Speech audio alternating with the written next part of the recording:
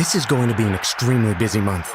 I have to watch 104 soccer games, follow the pregame, the postgame, yell useless opinions at the TV.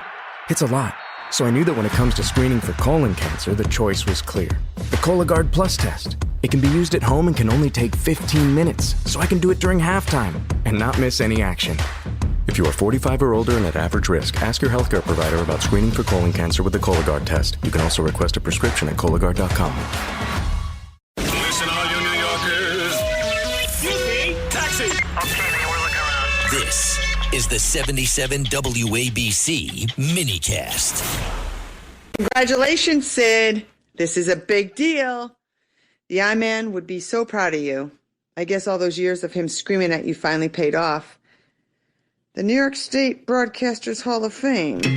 Pretty good. Scott Kaplan and I were traded in exchange, you can't make this up, for fantasy sports advertising, which the company down in Florida wanted to do.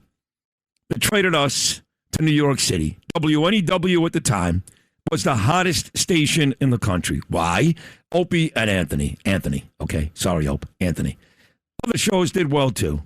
Ron and Fez, Don and Mike, the radio chick, all of them. It was a hot station. They needed a morning show.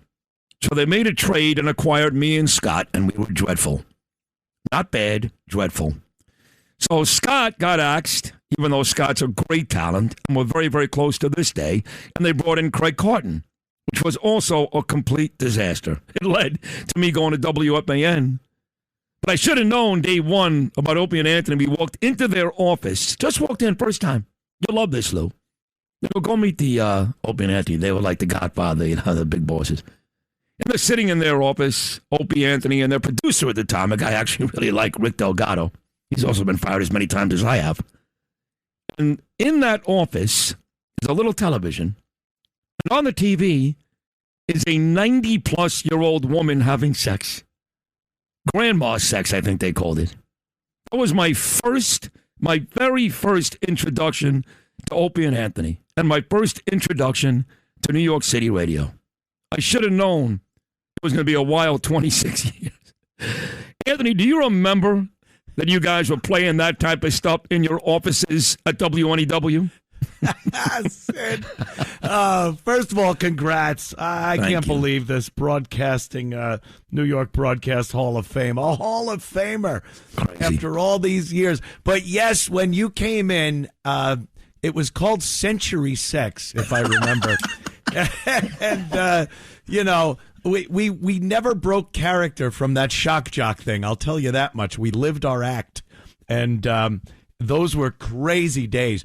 But to see where we are in 2026 with Sid Rosenberg, a Hall of Famer in broadcasting, this would have been unheard of back in what they called the day. Yeah.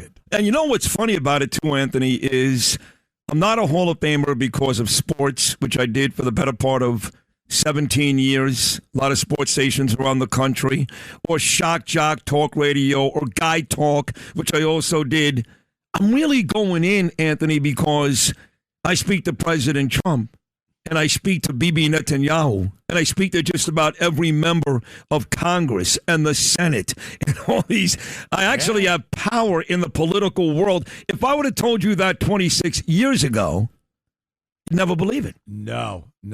It is amazing, and it just goes to show you never know what's going to happen. And you bring up the great Don Imus. He went through a similar thing because he was that off-the-wall kind of a shock jock for his day back in the 70s.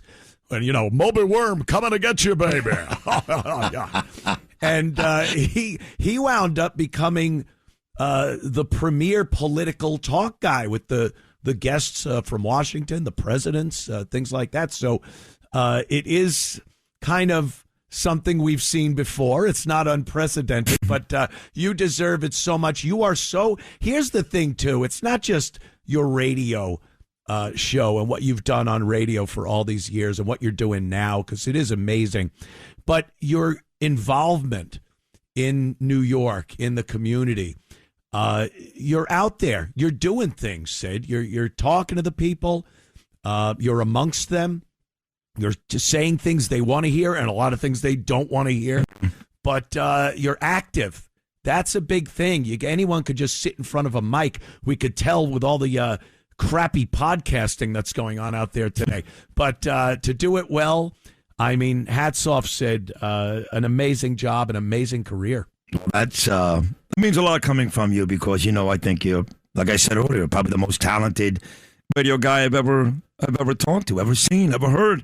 You were just, you made everybody laugh every morning for a very, very long time, both at WNEW and, of course, Sirius XM, and still with your own podcast, which is still great, and right here every Sunday night. But you do a lot of talking. You're in South Carolina now, but you'll always be a New Yorker at heart, no matter what. And you spend a lot of time on Sunday nights talking about Mom Donnie, talking about the DSA, talking about the Democrats. I saw your tweet a couple of days ago with Chuck Schumer dancing at the gay parade. By the way, I don't care that Chuck Schumer has a lesbian daughter.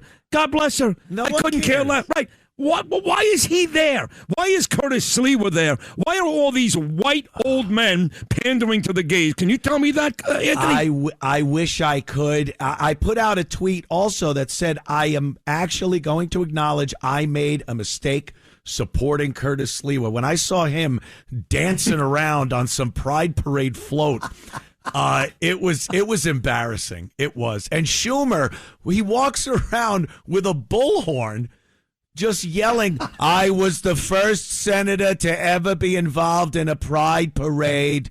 No one cared. They were booing him. Even the gay guys and girls, they don't like Chuck Schumer. They were booing him. Yeah.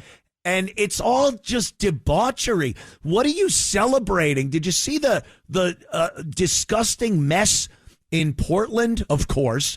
They were nude, naked guys roaming around under the guise of some parade, and there are children, parents who should have their kids taken away.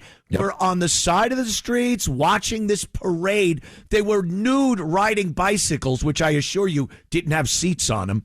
I wouldn't doubt for a minute. And they're taking their young children to these things. As you're describing what happened in Oregon, the first thing I'm thinking of is, man, Anthony, like me, he's getting old. Because those people that you're talking about, those naked guys in the streets, 26 years ago, they would have been guests of the Opie and Anthony show. You may be right. No, but Sid, on a serious note, like I'm going to go today to this Barrett Media Conference. Anthony Cumia, that Barrett has become the industry standard. They cover on their website, barrettmedia.com, every day, music and news talk and sports. And Jason Barrett writes about us almost every day. Sure. Garrett C. Wright. And they really are great at what they do. And they're going to have all these different people speak over the next 3 days from all three genres, news talk, sports, and music. But you were around when you guys were number one, when you guys were the first to beat Howard Stern and really make him nervous. He was nervous every day he went to work. You've seen the evolution in the last 30 years of what we call radio. And that may be more shocking to you, I guess, than the term shock jock, right? Yeah.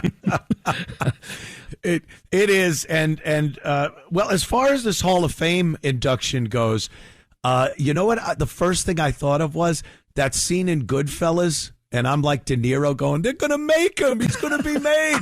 So watch out when you walk in the building there, Sid. Right, there better be somebody there. No, I know. You know how it ended for Pesci. I did. That basement was empty. That wasn't good. So if there's nobody inside the building, right, exactly.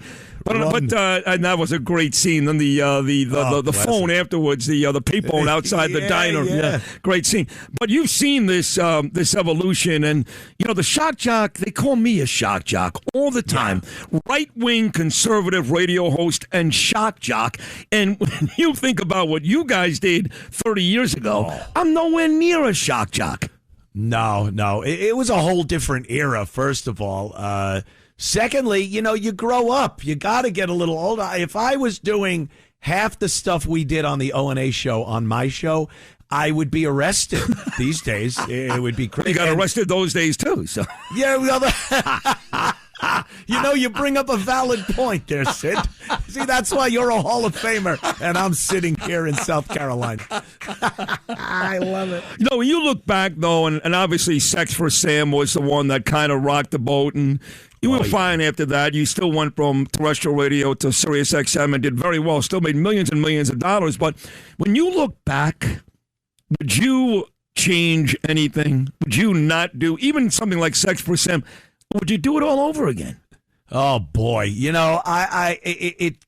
everything you do gets you to where you are, and I'm in a great place. I love what I'm doing, but I am also of the school of thought when you look back and go, maybe that wasn't the best idea. I do wonder sometimes where the road would have led if we didn't do the Sam Adams sex thing and some of the other things that we've done, some things that have gotten me fired, which I believe I've been completely vindicated for over the course of the year. Not really. No, that's not true. Not true. Not true.